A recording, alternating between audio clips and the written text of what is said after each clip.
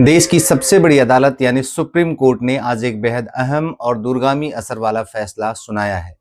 Supreme court ने आज चिंतदा आनंद बनाम आंध्र प्रदेश राज्य के मामले में फैसला सुनाते हुए कहा है कि कोई भी व्यक्ति जो हिंदू धर्म, सिख धर्म या बौद्ध धर्म के अलावा किसी अन्य धर्म का पालन करता है, उसे अनुसूचित जाति का सदस्य नहीं माना जा सकता और इन तीनों धर्मों को छोड़कर किसी अन्य धर्म में धर्मांतरण करने पर भी अनुसूचित जाति का दर्जा समाप्त हो जाता है। नमस्कार, मैं हूं प्रवीण गुप्ता और आप देख रहे हैं PSIR रिसर्च। सुप्रीम कोर्ट ने आंध्र प्रदेश हाई कोर्ट के उस आदेश को सही ठहराया है जिसमें कहा गया था कि एक बार जब कोई व्यक्ति ईसाई धर्म अपना लेता है और सक्रिय रूप से उसका पालन करता है तो वह अनुसूचित जाति समुदाय का सदस्य नहीं रह सकता है। कोर्ट ने गौर किया कि संविधान अनुसूचित जाति आदेश 1950 में यह बात स्पष्ट रूप से निर्धारित की गई है और इस आदेश के तहत लगा प्रतिबंध पूर्ण है, अर्थात इसका कोई भी अपवाद नहीं है।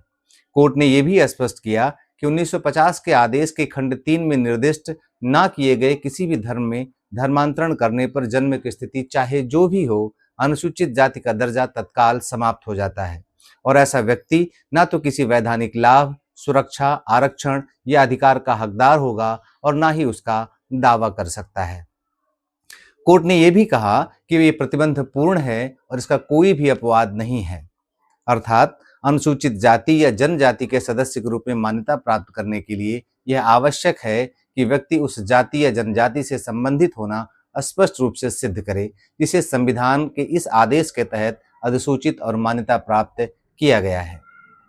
आपको बता दें कि यह पूरा मामला एक ऐसे व्यक्ति से जुड़ा था जिसने ईसाई धर्म अपना लिया था और एक पादरी के रूप में कार्य कर रहा था, लेकिन उसने कुछ व्यक्तियों के खिलाफ अनुसूचित जाति एवं अनुसूचित जनजाति अत्याचार निवारण अधिनियम के तहत मामला दर्ज कराया, जिन पर कथित रूप से उसके साथ मारपीट करने का आरोप लगाया गया था।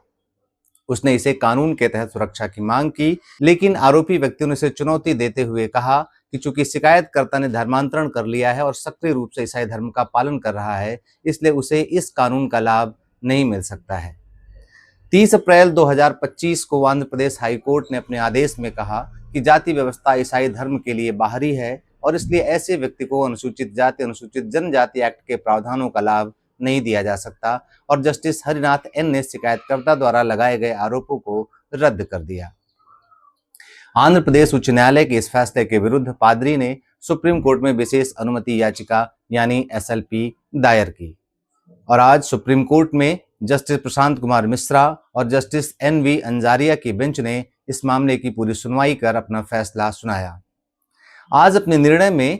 कोर्ट ने कहा कि याचिकाकर्ता ने यह दावा नहीं किया कि उसने ईसाई धर्म छोड़ दिया है या अपने मूल धर्म में वापसी की है या उसके मूल मादिका समुदाय में पुनः स्वीकार कर लिया गया है, बल्कि यह तथ्य सामने आया कि वह 1 दशक से अधिक समय से पादरी के रूप में कार्य कर रहा है और हर रविवार को गांव में प्रार्थना सभाएं आयोजित करता है तथा घटना के दिन भी वह ऐसी ही सभा कर रहा था।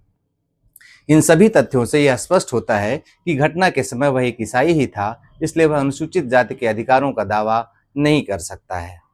अब इस फैसले को समझने के लिए इसके संवैधानिक आधार को समझना भी बहुत जरूरी है, क्योंकि यह पूरा विवाद संविधान अनुसूचित जाति आदेश 1950 पर आधारित है, जिसे राष्ट्रपति द्वारा जारी किया गया था और जिसका उद्देश्य उन जातियों की पहचान करना था जो ऐतिहासिक रूप से सामाजिक भेदभाव का शिकार रही हैं।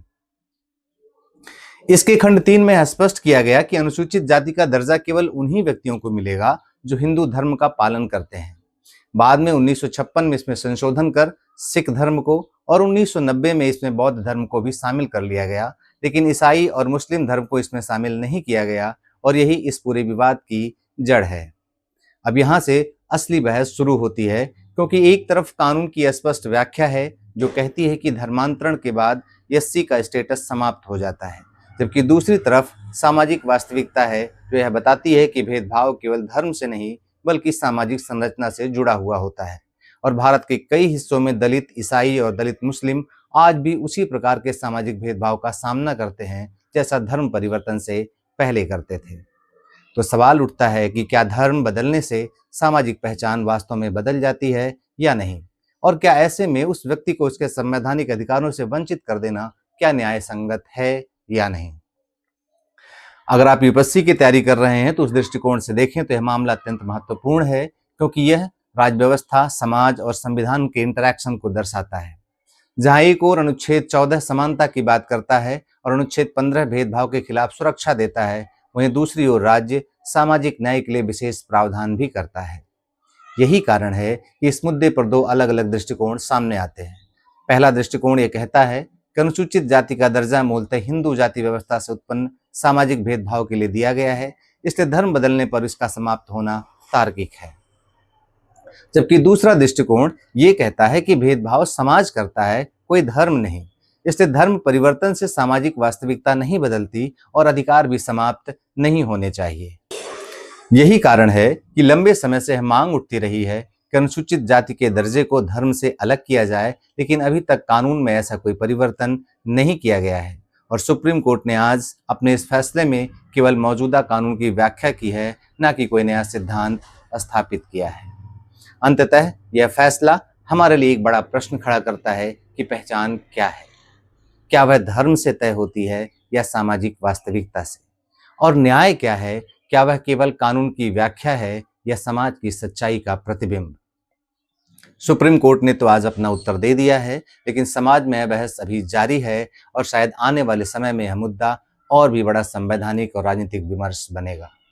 इस पूरे मुद्दे पर आप क्या सोचते हैं, हमें कमेंट बॉक्स में जरूर बताएं और अगर ये वीडियो अच्छी लगे तो इसे अधिक से अधिक शेयर करें, लाइक का बटन दबाना ना भूलें और चैनल को जरूर सब्सक्राइब करें।